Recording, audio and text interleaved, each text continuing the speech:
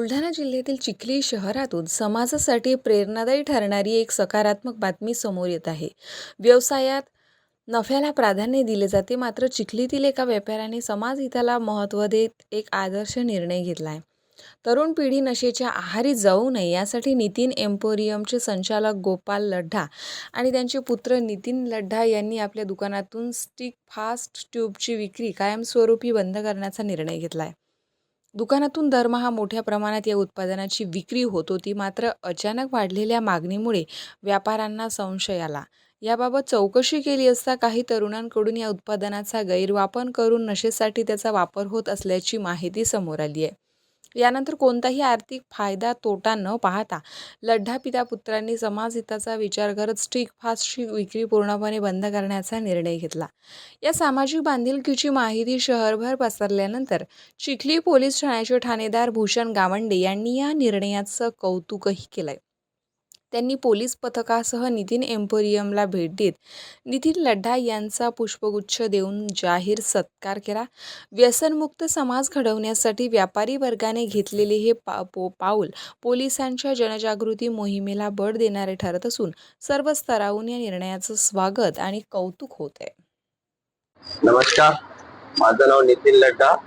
माझं दुकान आहे नितीन एम्पोरियम.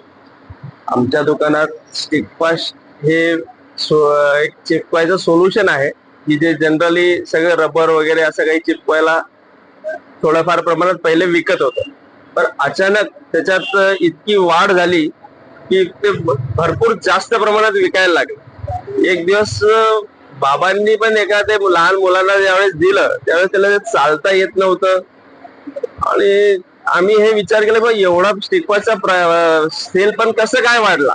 आम्ही थोडीशी चौकशी केली असता असं लक्षात आलं की स्टिक फास्ट हा चिपकवण्यापेक्षा नशेसाठी जास्त प्रमाणात वापरण्यात येत आहे.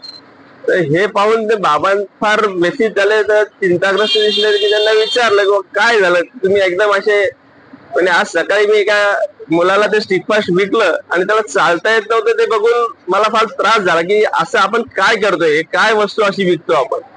तर त्यांना आणि त्यांची आणि माझी अशी चर्चा झाल्यानंतर आम्ही असा निर्णय घेतला की आपल्या दुकानातून आपण स्टिक फास्टची विक्री ही 100% बंद करायची. आणि आम्ही त्याच वेळेस आमच्या जेवढे पण स्टिक फास्ट होते ते सगळे आम्ही संपून टाकले, बाहेर त्याला फेकून दिले आणि त्याच्यानंतर आम्ही स्टिक फास्टची विक्री बंद केली.